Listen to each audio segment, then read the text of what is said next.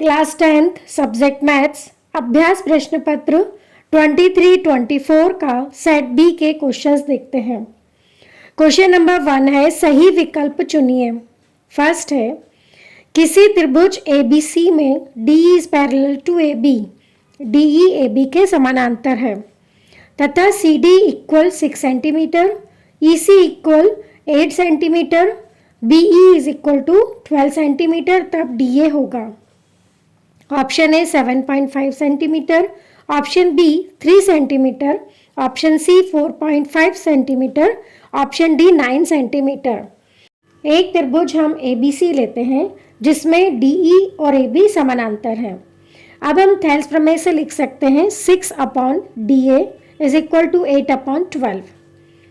हम इसका तिर्यक गुणा करते हैं तो हमें प्राप्त होता है 8 into DA equal 6 into 12। DA is equal to 6 into 12/8, जो 8 मल्टीप्लाई में है वो ट्रांसफर होकर डिवाइड में चला जाता है। अब हम इसे हल करते हैं तो हमें प्राप्त होता है DA इक्वल 9 सेंटीमीटर। अतः हमारा आंसर है ऑप्शन डी 9 सेंटीमीटर। सेकेंड है दो संख्याएं A और B इस प्रकार हैं कि A into B is equal to 432 और HCF AB इक्वल 6 है, तो LCM AB is equal to option A 6, option B 72, option C 432, option D 256। इसका सॉल्यूशन देखते हैं। हम जानते हैं कि HCF AB into LCM AB is equal to A into B होता है। हमें HCF AB की वैल्यू दी गई है और LCM AB की वैल्यू निकालनी है, तो LCM AB is equal to होता है A into B upon HCF AB। अब हम A इंटू बी हमें दिया हुआ है 432 और HCF AB की वैल्यू है 6, तो हम इसमें मान रख देते हैं तो हमें प्राप्त होगा LCM AB is equal to 432/6। इसे हम सॉल्व करते हैं तो हमें प्राप्त होता है 72। अतः हमारा आंसर है ऑप्शन बी 72। थर्ड है यदि किसी द्विघात बहुपद ax² plus bx plus c के शून्यक अल्फा और बीटा हो तो अल्फा इंटू बीटा का मान होगा।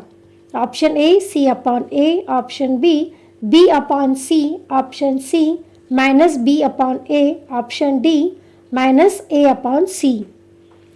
अल्फा इंटू बीटा का मान होता है c/a, अतः हमारा आंसर है ऑप्शन ए c/a। फोर्थ है यदि a1/a2 is not equal to b1/b2 तो रैखिक समीकरण युग्म a1x plus b1y plus c1 is equal to 0 तथा a2x plus b2y plus c2 equal to 0 का ऑप्शन ए एक अद्वितीय हल होगा, ऑप्शन बी कोई हल नहीं होगा, ऑप्शन सी अनंततः अनेक हल होंगे, ऑप्शन डी इनमें से कोई नहीं। a1/a2 is not equal to b1/b2 के लिए एक अद्वितीय हल होता है, अतः हमारा आंसर है ऑप्शन ए एक अद्वितीय हल होगा। फिफ्थ है श्रेणी 6, 12, 18 टू इन्फिनिटी का कौन सा पद 54 है। ऑप्शन ए 5वां, ऑप्शन बी 8वां, ऑप्शन सी 9वां, ऑप्शन डी 6वां। यहाँ हमें जो श्रेणी दी गई है वो है 6, 12, 18 टू इन्फिनिटी। हम मानते हैं कि इसका nवां पद जो है 54 है, तो n इज इक्वल टू 54। प्रथम पद 6 है और साधारणतः द्वितीय पद 12 में से हम प्रथम पद 6 को माइनस करते हैं तो हमें प्राप्त होता है 6। an equal to a plus n minus 1 into D. nवें पद के हम सूत्र से निकालते हैं, तो इसमें हम मान रखते हैं an, a और d का, तो हमें प्राप्त होगा 54 is equal to 6 plus n minus 1 into 6। अब 54 माइनस 6 का हम ट्रांसफ़र कर देंगे तो प्लस 6 का माइनस 6 हो जाएगा, तो हमें प्राप्त होगा 54 minus 6 is equal to n minus 1 into 6। अब जो 6 मल्टीप्लाई में है वो ट्रांसफ़र होकर डिवाइड में होगा, तो हमें प्राप्त होगा 48/6 इक्वल टू n माइनस 1। अब हम इसे हल करते हैं तो हमें प्राप्त होगा 8 is equal to n minus 1। Minus 1 का हम ट्रांसफ़र करेंगे तो हमें प्राप्त होगा 8 प्लस 1 इक्वल टू n। इस तरह हमें प्राप्त हुआ n इक्वल टू 9, अतः हमारा आंसर है ऑप्शन सी 9वां। 6 है, दो बिंदुओं A x1 y1 और B x2 y2 के बीच की दूरी है। देखिए A x1 y1 और B x2 y2 के बीच की दूरी होती है √x2 minus x1 whole square plus y2 minus y1 whole square. अतः हमारा आंसर है ऑप्शन ए। क्वेश्चन नंबर 2 है, रिक्त स्थान भरिए। फर्स्ट है, प्रत्येक भाज्य संख्या को डैश संख्याओं के गुणनफल के रूप में व्यक्त किया जा सकता है। हम अंकगणित की आधारभूत प्रमेय से कह सकते हैं कि प्रत्येक भाज्य संख्या को अभाज्य संख्याओं के गुणनफल के रूप में व्यक्त किया जा सकता है। अतः हमारा आंसर है अभाज्य, प्राइम। सेकंड है, द्विघात समीकरण ax² plus bx plus c is equal to 0 के विविक्त कर का सूत्र है d इक्वल, विविक्त कर का सूत्र होता है b² माइनस 4ac। अतः हमारा आंसर है b² माइनस 4ac। थर्ड है, यदि किसी समांतर श्रेणी का nवां पद 3 + 2n हो तब श्रेणी का प्रथम पद डैश होगा। हमें nवां पद दिया हुआ है 3 + 2n, तो n इक्वल टू 3 + 2n। अब हम n इक्वल टू 1 रख देते हैं तो हमें प्राप्त होता है a1 इक्वल टू 3 + 2 × 1। तो a1 इक्वल टू 3 + 2, तो इस प्रकार हमें प्राप्त हुआ a1 इक्वल टू 5। अतः हमारा आंसर है 5। फोर्थ है, वृत्त को दो बिंदुओं पर प्रतिच्छेद करने वाली रेखा को डैश रेखा कहते हैं। जैसा कि हम जानते हैं कि छेदक रेखा वृत्त को दो बिंदुओं पर प्रतिच्छेद करती है, अतः हमारा आंसर है छेदक, सीकेंट। फिफ्थ है, दो समान कोणिक त्रिभुजों में उनकी संगत भुजाओं का अनुपात सदैव डैश होता है। जैसे कि हम जानते हैं कि दो समान कोणिक त्रिभुजों में उनकी संगत भुजाओं का अनुपात सदैव समान होता है। अतः हमारा आंसर है समान, सेम। सिक्स्थ है, 3 मीटर ऊंची मीनार के पाद से 3 मीटर दूर स्थित बिंदु पर मीनार की चोटी का उन्नयन कोण डैश होगा। हम एक त्रिभुज ABC लेते हैं जिसमें कोण B समकोण है तथा BC एक मीनार है तथा मीनार के पाद से एक बिंदु 3 मीटर दूर एक बिंदु A है। अब हम tan थीटा इक्वल टू लेते हैं तो लंब बटे आधार होता है। लंब है BC 3 मीटर और आधार है AB 3 मीटर। इस तरह हमें प्राप्त हुआ tan थीटा इक्वल टू 3/3।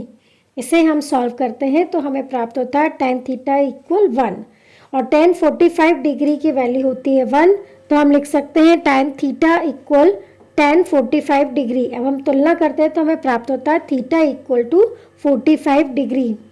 अतः हमारा आंसर है 45 डिग्री। क्वेश्चन नंबर 3 है, सत्य या असत्य लिखिए। फर्स्ट है, किसी बिंदु का भुज 0 है और कोटि 3 है तब वह x अक्ष पर स्थित होगा। यदि हम भुज 0 लेते हैं और कोटि 3 है यहाँ पर, तो 0, 3 बिंदु जो है y अक्ष पर स्थित होगा। अतः हमारा यह कथन असत्य है। हमारा आंसर है असत्य, फॉल्स। सेकंड है, यदि किसी द्विघात समीकरण के विविक्त कर का मान 0 है तो उसके मूल वास्तविक और समान होंगे।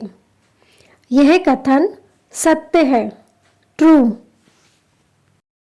थर्ड है, श्रेणी 2 - 2 2 - 2 टू इन्फिनिटी एक समांतर श्रेणी है।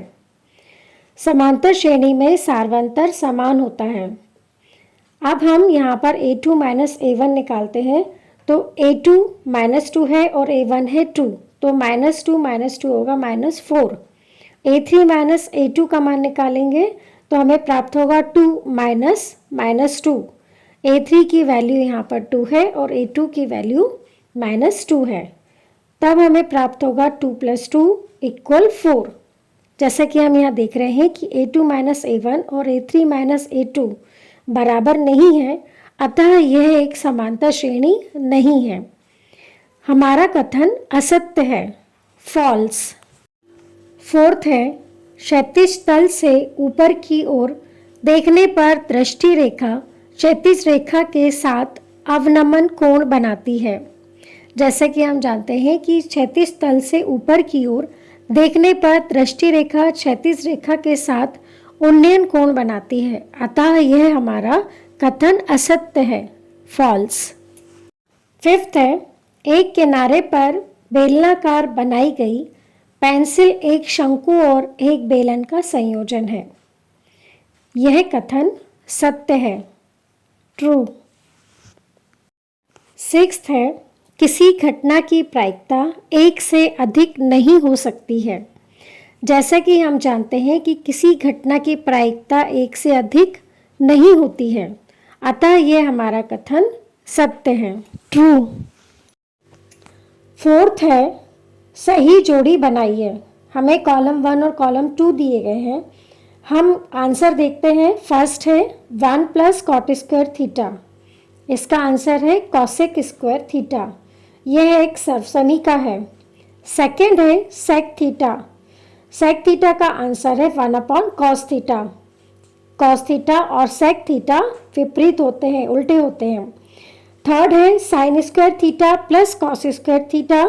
यह एक सर्वसमीका है, इसका मान होता है 1, तो इसका आंसर है 1।